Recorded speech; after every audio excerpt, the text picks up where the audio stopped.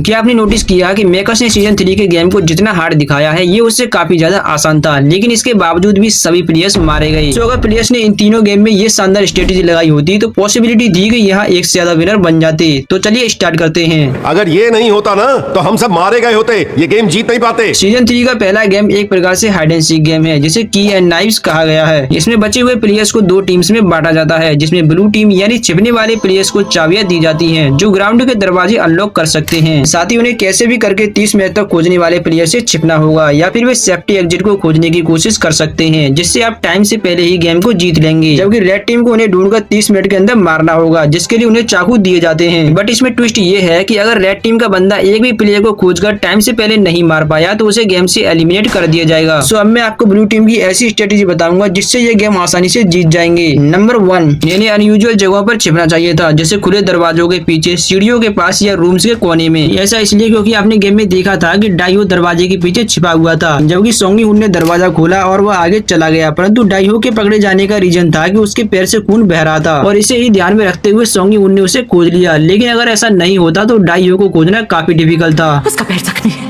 वो खून के निशान छोड़ता हुआ उस तरफ जा रहा है। नंबर 2, आप जब भी कोई दरवाजा अनलॉक करते हैं तो उसे खुला छोड़कर ना जाएं, बिकॉज खुले दरवाजे से रेड टीम को पता चल जाता है कि किसी ने ये दरवाजा खोला है और फिर वे आपका पीछा करने लगेंगे। हाँ, हम ये जानते हैं कि दरवाजे को एक बार अनलॉक करने के बाद उसे दोबारा लॉक नहीं किया जा सकता और इसलिए आप ज्यादा से ज्यादा दरवाजे बंद करते हुए जाएं, जिससे रेड टीम को बार बार दरवाजे को चेक करके देखना होगा कि ये लॉक है या अनलॉक, जिससे उनका काफी टाइम खराब होगा और वह इससे परेशान होकर रियरली ही दरवाजे को खोलेंगे। नंबर 3, कोशिश करें कि आप एक ग्रुप बना लें और अगर आप इस तरह साथ रहते हैं तो रेड टीम को आप पर हमला करने में डर लगेगा। नंबर 4, ये स्ट्रेटेजी सबसे शानदार है, जहां आपको ऑलमोस्ट 6 से 7 बंदों को अपने साथ जोड़ देना है और उन सभी के साथ एक कमरे में घुसकर उसे जोर से बंद कर लें, जिससे होगा ये कि कोई भी रेड टीम का बंदा अंदर नहीं आ पाएगा। इस ग्रुप से आपको एक फायदा यह होगा कि आपके पास तीनों चाबियां होंगी, जिससे आप एग्जिट डोर भी आसानी से खोल सकते हैं। सो गाइस, ये स्ट्रेटेजी ब्लू टीम के लिए थी। तो चलिए अब मैं आपको रेड टीम की स्ट्रेटेजी बताता हूँ। सब छिप गए, मैं आ रही हूँ। नंबर 1, हर दरवाजे के पीछे चेक करें, साथ ही आवाजों पर ध्यान दें। जैसे प्लेयर नंबर 7 ने दरवाजे के पीछे चेक नहीं किया था, लेकिन जब उसने आवाज पर ध्यान दिया तो उसने गेट के पीछे छिपे हुए उस बंदे को खोज लिया था। हाँ, वो बात अलग है कि ये उसे मार नहीं पाई, परंतु इनकी स्ट्रेटेजी कमाल की थी। नंबर 2, ब्लड के निशान को फॉलो करें, क्योंकि यहाँ ज्यादातर व्यक्ति घायल थे, बट ये थोड़ा रिस्की हो सकता है। नंबर 3, कोशिश करें कि ग्रुप में न खेलें, बिकॉज इसमें किल आपस में बढ़ जाते हैं, जैसे प्लेयर नंबर 124 और 333 के बटे थे।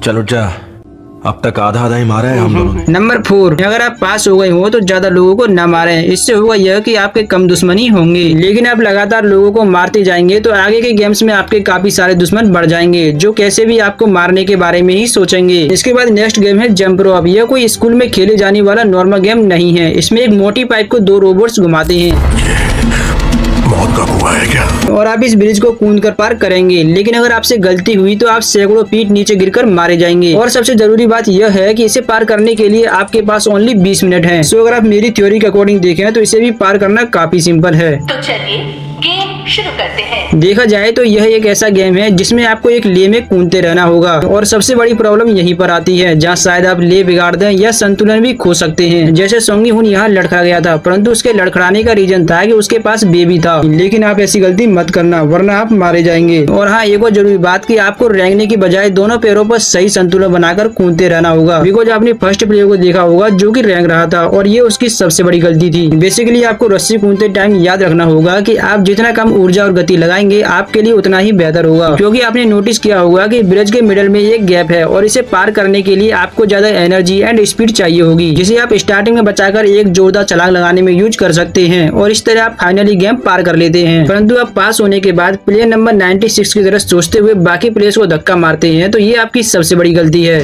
मजा आएगा जब हम दोनों के अलावा इस बार कोई नहीं आ पाएगा, क्योंकि ब्रिज पार करने वाले कुछ प्लेयर्स आपसे भी ज्यादा स्ट्रांग होंगे, जो शायद आपको पीछे से धक्का मार दें। इन सब के अलावा आपके बहुत सारे दुश्मन भी बन जाएंगे, जो आपको नेक्स्ट गेम में मरते हुए देखना चाहेंगे। खैर चलिए अब हम लास्ट गेम की ओर चलते हैं, जिसे स्काई स्कूल गेम नाम दिया गया है। यहाँ प्लेयर्स को एक बड़ी गुफा में ले जाया जाता है, जहाँ स्क्वायर, ट्रायंगल एंड सर्कल आकार के 3 पत्थर के खंबे हैं। लिटरली गाइस, आपको इस गेम के लिए मेकर्स की तारीफ करनी होगी, बिकॉज ये अपने आप में एक अलग ही सस्पेंस है। यहाँ सभी प्लेयर्स को खंबे के ऊपर ले जाया जाता है है, जहाँ उन्हें मिलकर तय करना होगा कि किसे धक्का मारना है। आपस में बात करते हैं दोस्तों और शांति से तय करते हैं। अगर बिना सोचे समझे एक दूसरे को धक्का देंगे तो सब मरेंगे, कोई नहीं बचेगा, समझ रहे हो? उन्हें हर राउंड में कम से कम एक प्लेयर को गिराना होगा या शायद एक से ज्यादा भी मर सकते हैं। और हाँ, ये सब इन्हें एक टाइम लिमिट के अंदर ही करना होगा। अगर ये टाइम से पहले नहीं कर पाए तो सभी मारे जाएंगे। यहाँ राउंड स्टार्ट करना भी इन्हीं के हाथ में है, यानी जब ये जमीन में लगे बटन को दबा देंगे तो गेम का फर्स्ट राउंड स्टार्ट हो जाएगा और इसी तरह इन्हें 3 राउंड खेलने होंगे। अफसोस की बात है, लेकिन गेम के लिए हर राउंड में सिर्फ एक को एलिमिनेट करेंगे ताकि ज्यादा लोग बच रहे। और कोई चारा नहीं, गेम ही ऐसा है। तुम सब क्या कहते हो? सो गाइस, देखा जाए तो यह गेम इन सभी में सबसे ज्यादा हार्ड है और इसलिए यहाँ हर स्ट्रेटेजी फेल हो जाती है, क्योंकि इसमें यह डिसाइड करना काफी डिफिकल्ट होगा कि आप किसे मारने वाले हैं। वेल, यहाँ एक और स्ट्रेटेजी है जो काफी असरदार होगी। वो ये है कि अगर आपने पिछले गेम्स में प्लेयर की हेल्प की है तो वे लोग आपका यहाँ साथ जरूर देंगे। ठीक है, मान लिया कि आपने ऐसा कुछ नहीं किया, लेकिन फिर भी यहाँ कुछ ऐसी पॉसिबिलिटीज हैं जिससे आप ये लास्ट गेम जीत सकते हो। हमारी टीम जीत कर दिखाएगी। आपने नोटिस किया होगा कि प्रत्येक प्लेटफॉर्म पर एक खंबा मौजूद है और आपको जीतने के लिए इस पर कब्जा करना होगा, जिससे आप दूसरे प्लेयर्स को धकेलने के साथ साथ अपनी रक्षा भी कर सकते हैं। और जब प्लेयर्स ये देखेंगे कि आपके पास सेल्फ डिफेंस के लिए एक हथियार है तो वे लोग आपको धक्का मारने से पहले जरूर सोचेंगे। इसे कहते हैं ना मास्टर प्लान।